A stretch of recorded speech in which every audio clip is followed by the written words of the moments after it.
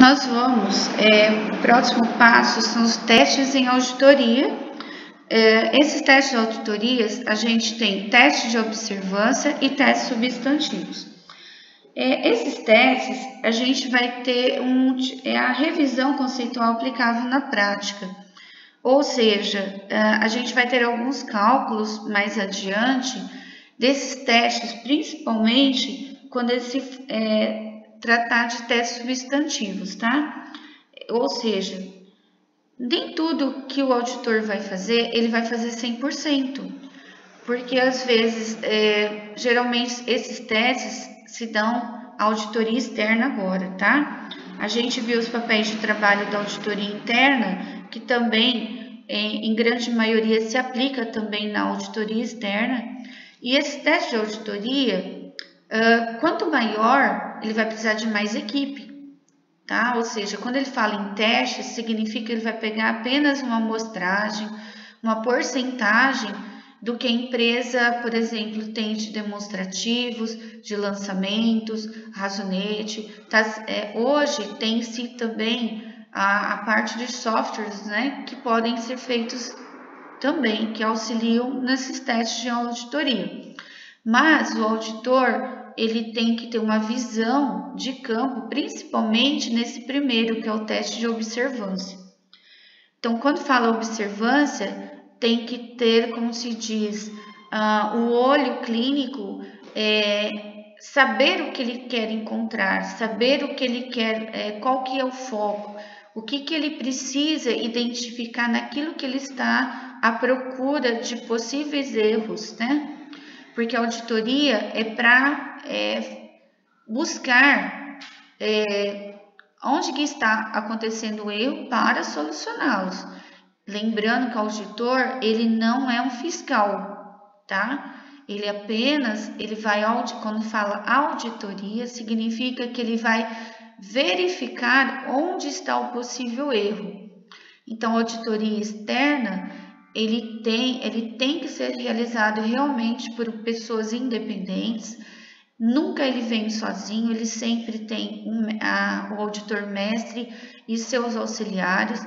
Então, grandes corporações que são auditadas externamente, não dá para ser feitas na sua integralidade, de todas as contas, lá desde o fundo fixo de caixa até o seu patrimônio líquido da empresa e todas as contas que ela tem a receber, ou demonstrativos de receita.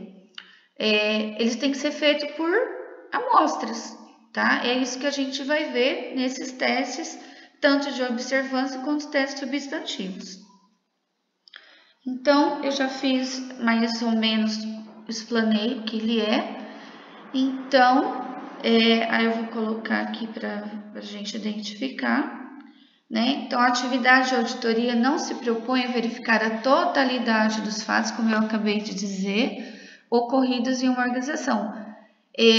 Quanto maior ele tiver que fazer, mais caro vai ser a sua auditoria, tá?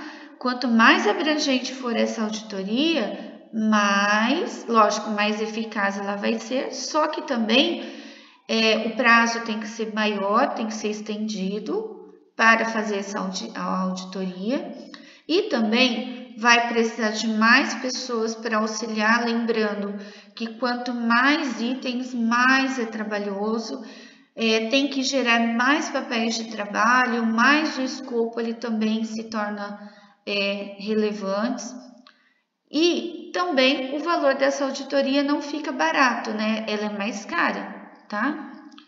Então, como eu acabei de dizer, a auditoria ela necessita fazer a revisão à base de testes.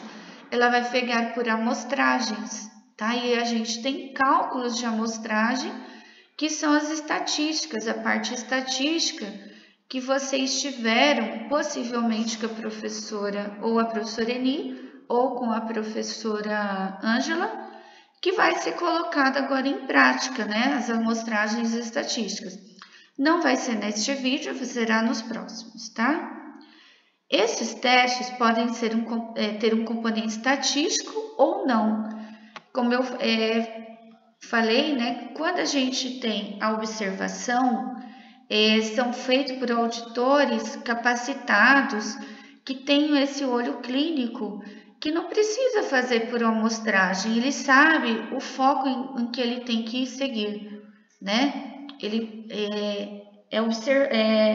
como se diz, é o tato de saber o que está fazendo, ou seja, são feitos por auditores sêniores, que a gente fala, ou seja, não é que ele é tanto de idade, mas ele tem uma bagagem, né, de trabalho, ele sabe aonde ele quer ir, tá? Dependendo dos objetivos que o auditor estiver perseguindo, como eu falei, geralmente são pelos sêniores, né? Então, na aplicação dos testes de auditoria, os controles internos da organização têm fundamental importância. Então, quando ele fizer testes, ele tem que ter essa relevância, saber o que ele quer buscar, tá? Considerando que normalmente, quanto mais eficazes forem esses controles, a quantidade de testes em auditoria tende a ser menor, desde que, é claro, o auditor deposite confiança nele. O que eles querem dizer isso? Esses controles internos, quando a empresa tiver, né? Quanto mais ela tiver esses controles de forma rígida, de forma mais precisa, o auditor não vai ter tanto trabalho em pegar apenas uma amostra para fazer essa auditoria, né? Fica mais clara a confiança dele em relação a esses controles que a empresa já tem. Ele só vai realmente fazer a auditoria, verificar se está correto ou não. O trabalho dele fica mais conciso, eficaz, tá? E aí ele diz, quando falamos em controle, o assunto é de domínio através do senso comum. O que é senso comum? Se essa empresa segue realmente as normas brasileiras de contabilidade, ou seja, a NBC, o controle dela e cai nesse senso comum, ou seja, se ela formaliza de maneira correta pagamentos, recebimentos, o controle de clientes, o controle de fornecedores, ou seja, tudo que envolve ela, cai no senso comum das normas brasileiras, fica muito mais simples para o auditor. Então, através do senso comum, uma vez que todos nós temos algum tipo de controle em nossas vidas. Se a gente controla possível a nossa, por exemplo, a situação nossa financeira, sabendo que em épocas de crise você deveria ter, né, sempre uma reserva, às vezes pode ocorrer ou não, evitando o desperdício de recursos, ou seja, saber onde gastar, saber o que gastar, saber o que comprar, evitar desperdícios, também é para a empresa. Então, quanto mais controle ela tiver, melhor também vai ser para fazer a auditoria dela, tá? Então, agora, a gente vai tratar das amplitudes do teste de auditoria. Então, essas amplitudes, elas vão ser divididas em duas, que a gente viu lá no início do primeiro momento, que vão ser dois testes, os testes de observância e os testes substantivos. Então, ele fala que essa amplitude são técnicas, né, do desenvolvimento da auditoria. Então, como eu falei, quando o auditor ele tem uma bagagem mais precisa, né, ou seja, ele já passou por vários trabalhos de auditoria, ele tem essas técnicas com ele. Mas sempre tem uma limitação desse escopo, né? Então, o que é o escopo? É a divisão do trabalho, realizado pela amplitude de testes a serem realizados. Às vezes, ele vai precisar, por exemplo, grandes corporações, ele precisa de mais testes, ou seja, de mais amostras, para verificar se está ocorrendo erro e porque onde que esse erro está vindo, né? Onde que está o problema no que ele está visualizando. Às vezes, pequenas corporações, né, esse escopo de trabalho é pequeno, certo? Então, quem vai decidir a técnica entre a observância e o substantivo vai ser o próprio auditor, mestre, né, que a gente fala, e sua equipe de trabalho. E aí a gente tem que esses limites desses testes devem ser embasados. O que é embasado? Tem que estar sempre dentro das normas brasileiras de contabilidade, ou voltados na preocupação do encontro de possíveis erros, né? Então, quando se tem as normas brasileiras, pode ocorrer, se ele não estiver de acordo, pode ocorrer esses possíveis erros, que possam levar a uma interpretação errônea de um fato.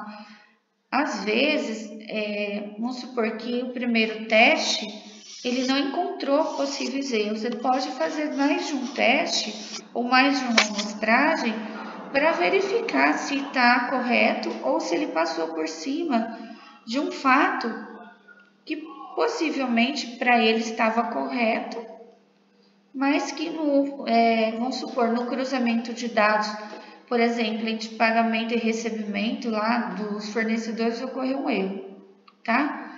Então, está limitado nessa preocupação. Então, a empresa já possui um conjunto de procedimentos internos, né? Pagamento e recebimento, ela tem uma carteira de clientes, ela tem as regras de fornecedores, ela tem as regras de mercado, né? Então, ela tem todos os procedimentos internos.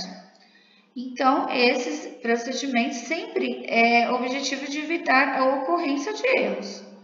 E estou lembrando, toda vez que a empresa é auditada externamente, eles não podem ser omitidos, tá? Ou seja, lembrando de novo que o auditor, ele não é um fiscal. Ele vai dizer se a empresa está no caminho correto, sim ou não, tá?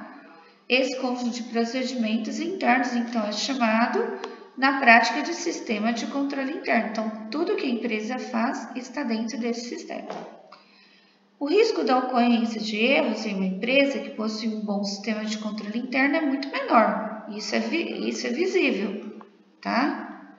Então, quando a empresa tem um bom controle interno, né, a ocorrência de erro é muito menor do que uma empresa com sistema de controle interno ruim. O auditor, então, utiliza os sistemas de controle interno da própria empresa para determinar uma amplitude dos testes de auditoria, tá? Essa amplitude, ela pode ser de forma estatística, sim ou não, certo? Então, a gente tem o seguinte, o primeiro é o teste de observância. Então, o que é observância? Observar, né? O próprio nome já diz. Então, são aqueles empregados pelo auditor a fim de determinar se os procedimentos internos determinados pela empresa estão sendo cumpridos pelos seus colaboradores. Ele não utiliza a observância de testes, por exemplo, estatísticos. Então, ou seja, como eu disse, às vezes o auditor, ele já tem a regra dele só de observar, saber onde que ele tem que buscar auditar, né? Ou seja, vai dividir no escopo de trabalho e vai fazendo normalmente, sem precisar de pegar apenas uma parcela, ou pode ir direto naquilo que ele quer ser. Então, destina-se em primeiro momento a constatar a credibilidade dos procedimentos de controle da empresa e não necessariamente do registro correto das operações. Então, ele vai diretamente aonde ele quer ir, né, nos procedimentos de controle. E tem por objetivo proporcionar razoável segurança de que os procedimentos de controle internos estão sendo realizados de forma determinada pela organização. Como se diz, se ele vê que essa empresa tem um bom controle interno, né, esse objetivo, né, é proporcionar razoável segurança, ou seja, ele já está visualizando nesse momento que não é necessário fazer um teste de larga escala, ou seja, ele faz só onde ele quer chegar, tá? E ele também, esses testes de observância, eles são largamente aplicados em auditorias operacionais, ou seja, aquelas que têm as operações da empresa, onde a preocupação central do auditor é com respeito dos colaboradores da organização, respeito às normas internas pré-estabelecidas. As operacionais geralmente são de compra, venda e estocagem da empresa, tá? As auditorias operacionais. Elas não dizem relativos da parte financeira, ou seja, no pagamento de fornecedores, tá? Só entre compra, estocagem e recebimento de duplicados de clientes da empresa. A aplicação desses testes, então, da observância, requer muita atenção. Lembrando que geralmente é feito por sêniores, fala a acuidade do auditor, ou seja, essa acuidade significa destreza, significa que ele que a gente vai entrar semestre que vem em perícia, mas a acuidade desse auditor é como se fosse um perito, né, naquilo que ele está fazendo. A perícia é muito além da auditoria. Ou melhor, a perícia ela é sobre um determinado ponto. A essa acuidade do auditor também pode ser direcionada nessa área da perícia. Ele é perito naquilo que ele está fazendo, ou seja, ele tem uma visão ampla do que ele quer. E normalmente eles são aplicados sem que os envolvidos no processo auditado percebam, ou seja, quando ele sabe onde ele quer chegar, por exemplo, a empresa que está sendo auditada, ele tem a visão ampla do que aonde ele quer chegar e, às vezes, ocorre que isto, sem que isso seja notado. Porque, se ele é notado que o auditor está realizando, a empresa, ela corre, por exemplo, para arrumar aquilo que está errado, né? Antes do auditor chegar. Ou seja, quando o auditor está fazendo, ela está buscando meios para que ele não encontre o erro. Vamos supor que seria mais ou menos isso, tá? Ocorre isso muito nas escolas estaduais, né? Eu trabalho numa escola estadual e que é feito auditorias por tempos, né? Só são marcadas auditorias externas à empresa ou, por exemplo, na escola. E aí a escola ela tem que ter tudo em dia e elas são auditadas de tempos em tempos. Ou seja, a empresa ela procura deixar tudo correto para quando for feita essa auditoria, o auditor chegar e falar assim, eu quero tal assunto, ele lá entregar, tá? Mas às vezes que pode ocorrer uma falha, é isso que quer dizer, Às vezes o auditor ele percebe e quem está sendo auditado não percebe que está ocorrendo erro. Certamente, né, quando acontece, ele faria o correto, pelo menos na frente do auditor, tá? E agora, o que dá um pouquinho mais de trabalho são os testes substantivos. Primeiro momento, o auditor ele tem que ter a visão na observância. E os substantivos ocorre quando, geralmente nas grandes corporações, então ele é empregado pelo auditor quando ele deseja obter provas suficientes e convincentes sobre as transações, ou seja, vai fazer as afirmativas, que lhe proporcione fundamentação para a sua opinião acerca de determinados fatos. Ou seja, ele já visualizou lá na observância, agora ele quer realmente provar que isso está errado, tá? E então, os objetivos fundamentais. Ele vai constatar se a existência é real, ou seja, se realmente o que ele está visualizando é real, que as transações comunicadas e registradas realmente tenham ocorrido, ele vai fazer o cruzamento de dados.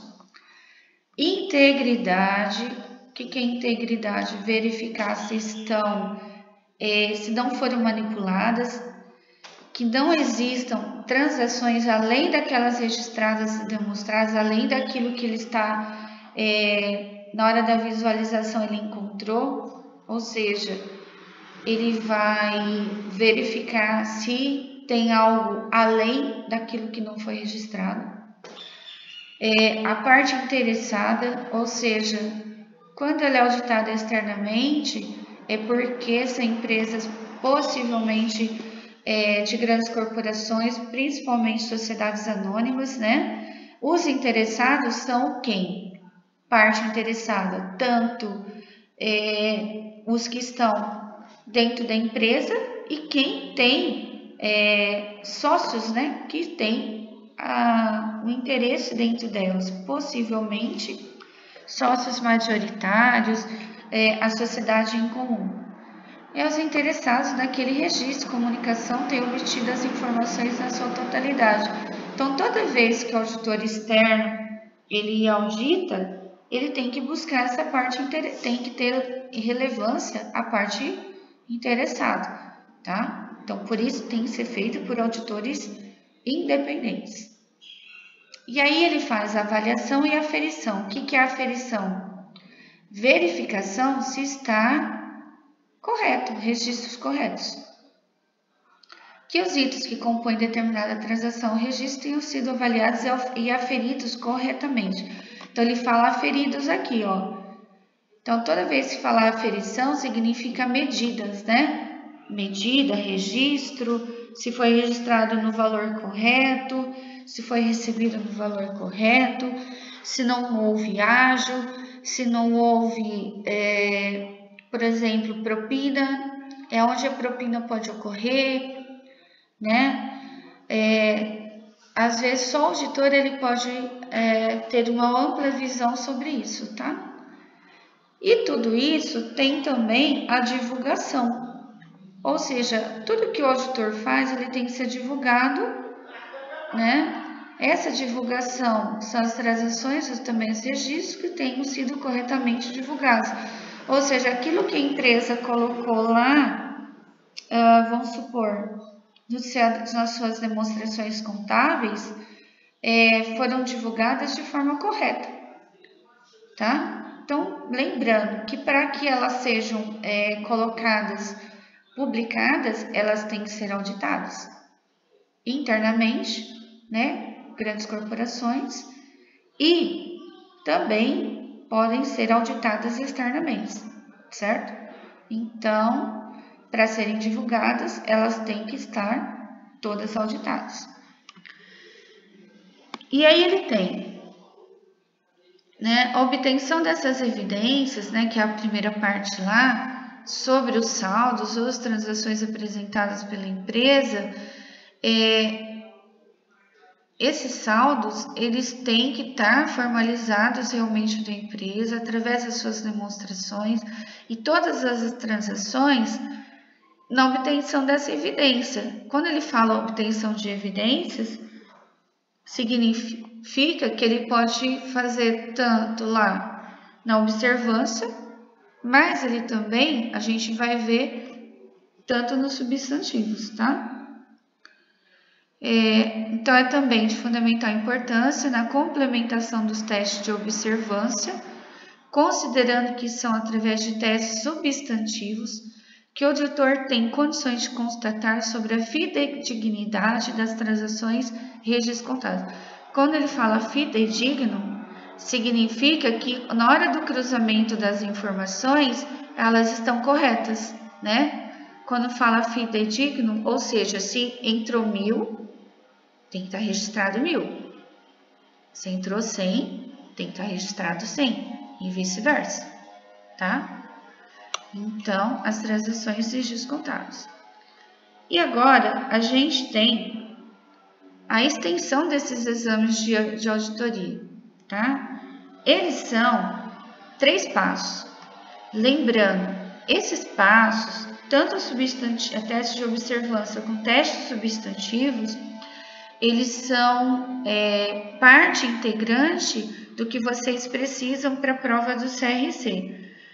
A gente não sabe até esse momento se a prova do CRC será ainda este ano, se ela será formalizada ou se haverá algum CI, ou seja,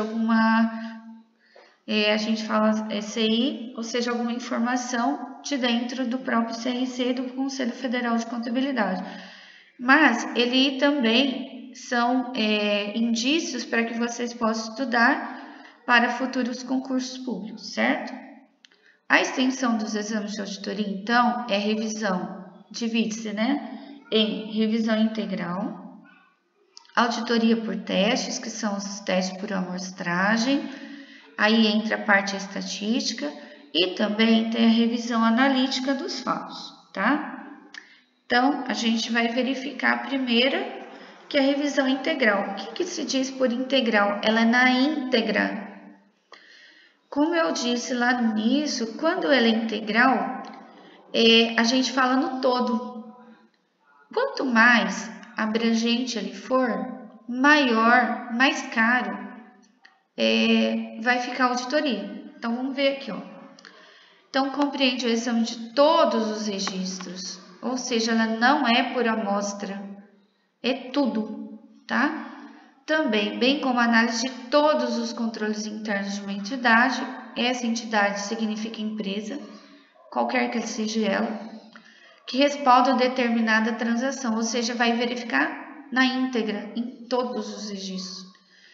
Então, equivale a uma perícia, como eu falei anteriormente, ó, a perícia ela é mais abrangente. Quando ela foca no assunto, ela faz ela inteira, tá? Então, equivale a perícia quanto à sua abrangência. E é praticamente impossível de ser aplicada por auditores externos. Quem vai fazer, geralmente, a integral, vai ser internos, mas é raramente também aplicado por eles, porque ela é muito ampla, tá? Porque grandes corporações, elas têm muitos setores, Ela não tem apenas um. E a integral pode ocorrer quando há indícios, a gente vai ver aqui embaixo, quando há indícios de fraudes, tá? A gente vai ver daqui a pouquinho. O custo de uma auditoria dessa natureza tem valor elevado, como eu acabei de dito para vocês. Ó. Considerando que uma equipe de auditores estaria o tempo todo se dedicando ao exame de uma única área, então porque eles pegam por setores, por área, o que é muito raro acontecer. Então, quando tem auditores internos, eles vão fazendo relativo por partes, por amostras, eles não pegam todo, tá? Ou ele é feito por exemplo, por filiais. E aí, muito raro pode ocorrer quando se reunindo todas, na matriz também. Então, eu tinha dito, ó, esse tipo de auditoria aplica-se mais quando há indícios de fraudes, como ocorreu, por exemplo, lá na Petrobras, eles encontraram fraudes em alguns setores, onde aí sim deve ser examinada a totalidade das operações, porque eles tiveram que entrar em todos os setores, buscando identificar o modus operandi. O que é o modus operandi? Onde estava a propina, E de como a fraude se processa nessa organização. Ocorreu lá na Petrobras. E depois nas suas filiais, que são as suas corporações, por exemplo, nas refinarias e outras, ou melhor, nas suas corporações mesmo, Tem a Petrobras, aí tem todas as suas ramificações, tá? Então, o que eles tiveram que fazer é essa revisão integral, tá? Que é a auditoria completa. Aí tem a auditoria por teste por amostragem, que é onde identifica a estatística, tá? Então, ela compreende os exames de determinada porcentagem do registro, então ela vai ficar apenas uma parte, ou seja, 10%, 1%. Aí quem vai decidir a porcentagem vai ser o auditor, vai ser sua equipe. Então, lá, é o exame de determinada porcentagem, ele que vai identificar. E aí tem cálculos estatísticos somente para auditoria. Mais à frente a gente vai ver dos documentos ou dos controles, se ela é considerada suficiente para que o auditor faça seu juízo sobre a exatidão e a legitimidade dos elementos examinados. Vamos supor que ele queira 10%, dentro desse 10% foi suficiente para verificar onde estava o erro. Aí ele pode estender a amostra, tá? Ele pode colocar 15%, dependendo daquilo que ele quer encontrar. E aí, como tá? A profundidade dos exames é determinada por esse auditor e varia de acordo com a maior ou a menor confiança que ele deposita no sistema de controles internos da empresa. Aí entra de novo a observância dele, tá? Então, nesse teste de amostragem, o auditor ele poderá utilizar essa amostragem tanto estatística quanto da forma aleatória. Quando vocês tiverem estatística, vocês tiveram esses tipos de amostragem aleatória. Então, a aleatória ela é feita por exemplo, por um meio, a gente chama meio randômico. Hoje em dia tem aplicativos, softwares, né, que os auditores se utilizam. A parte estatística também tem. No próprio Google já tem valores aleatórios. Eles pegam, por exemplo, determinam um limite de 1 a 100, vamos supor, e um número aleatório, o próprio computador dá um número randômico, ou seja, pode cair qualquer valor. E aí esse número aleatório vai servir de base para esse auditor verificar, por exemplo, um lançamento, um razonete, um balancete, num demonstrativo, tá? Numa circunstância. E se ele verificar que está tudo correto, ele pode utilizar outro meio, tá? Então, dependendo da circunstância e finalidade dos exames que serão realizados.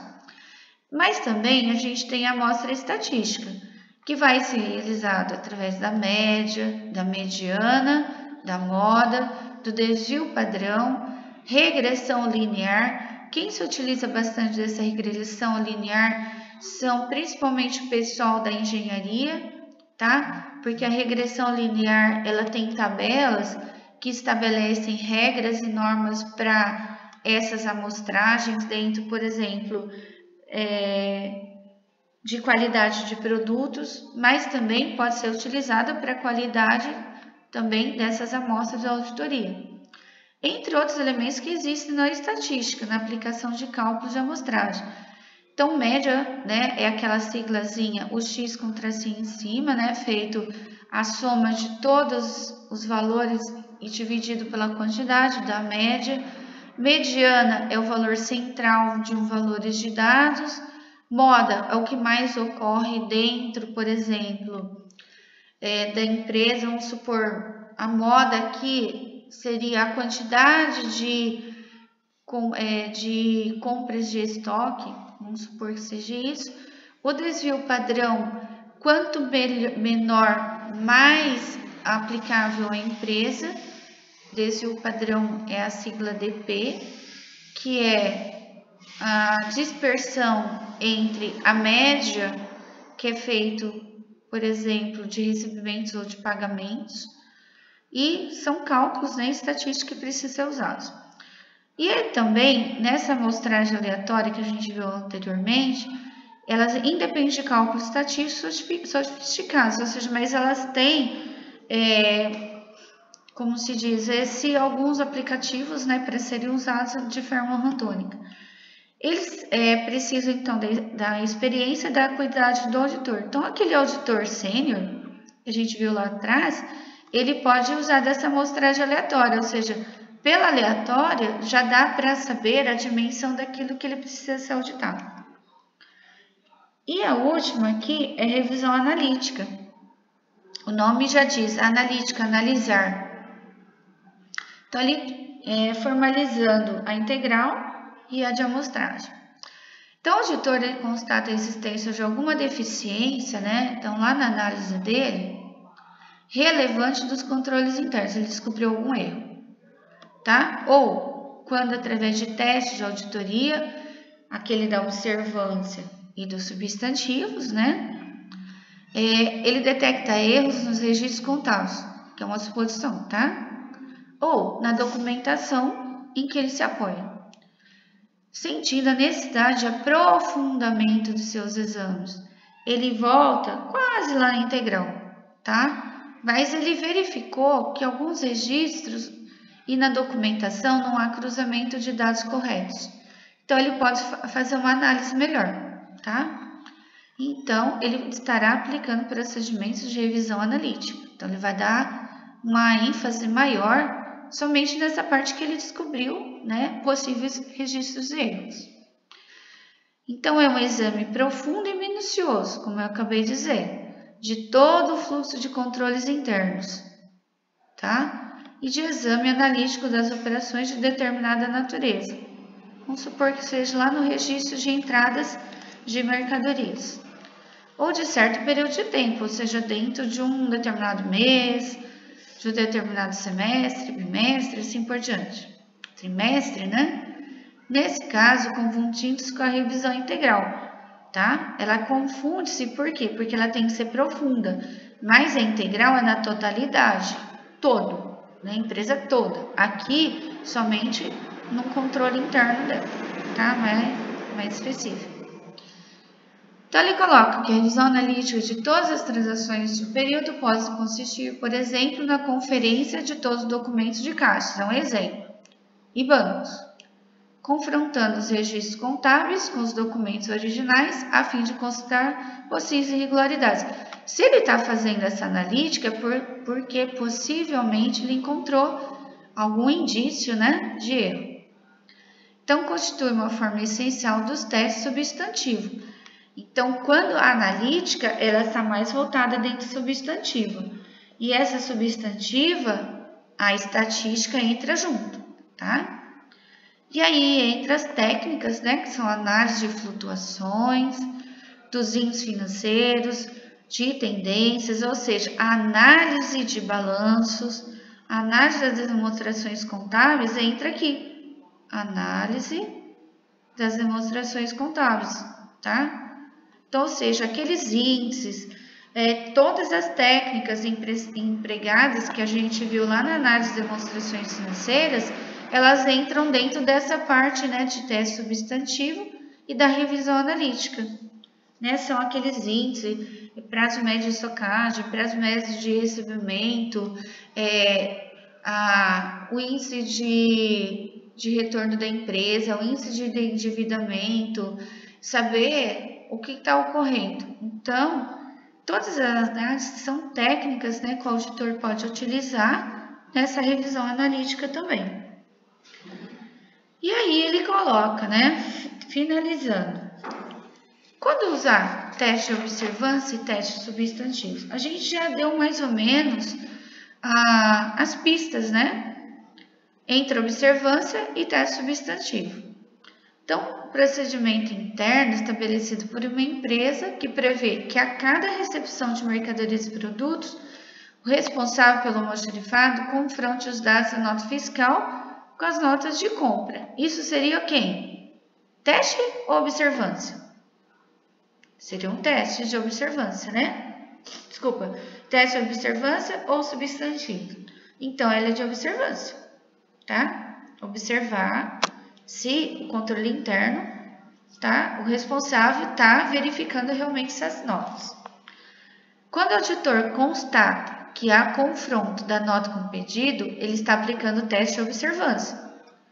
Porém, não está sendo levado em consideração se de fato está existindo a conferência dos dados dos documentos relacionados. Ou seja, verificou que está sendo observado que tem essa recepção dessas mercadorias. Mas, esses documentos, a entrada, a saída dessa documentação, está correlacionada com, por exemplo, o almoxarifado? Fato esse que, se aplicado pelo auditor, enquadra-se na segunda categoria de teste, que é o teste de quê? Substantivo. Quando a gente fala em substantivo, leva-se em conta cálculo, tá? né? Cálculo e verificação se está realmente registrado, são os registros. Recebe o nome de substantivos. E aí tem uma outra situação. Por exemplo, o auditor acompanha a rotina de registro de um colaborador. O que é o colaborador? O empregado. Observando quando cumprimenta as obrigações trabalhistas, né? Ou seja, ele está verificando se ele está vindo trabalhar, se está batendo ponto, se está cumprindo as horas, assim por diante. Porém, somente poderia verificar se esta contratação atende às normas internas se aplicadas aos testes substantivos, ou seja, vai verificar se o livro ponto, né, está sendo batido de correto, ou se ele é, por exemplo, empregado fantasma, né, que acontece em algumas empresas, a contratação e o colaborador não está ali, quem está recebendo por ele é outra pessoa, tá? Nesse sentido, poderia haver a contratação de uma pessoa que era parente de funcionários da empresa, onde pode ocorrer isso aqui também, ó, né?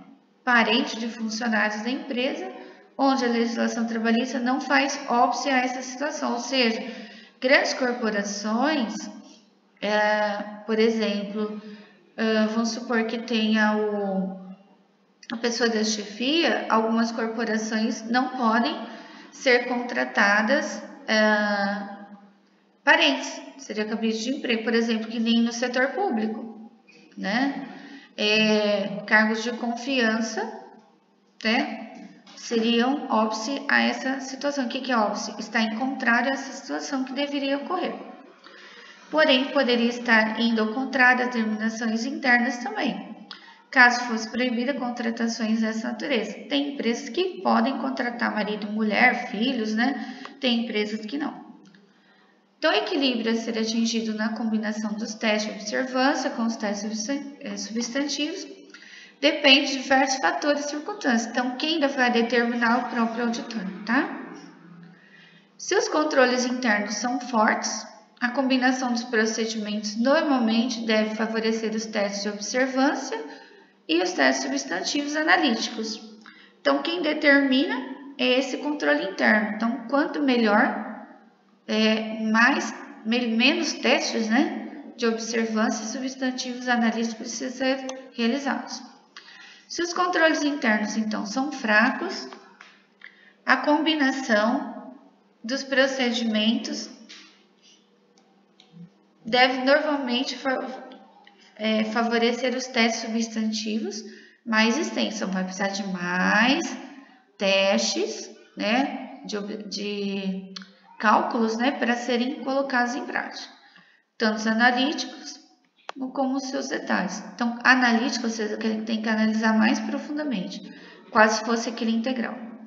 Então, o tamanho da amostragem de todos os testes normalmente deve ser maior quando os controles internos forem mais fracos, certo? Então, terminamos.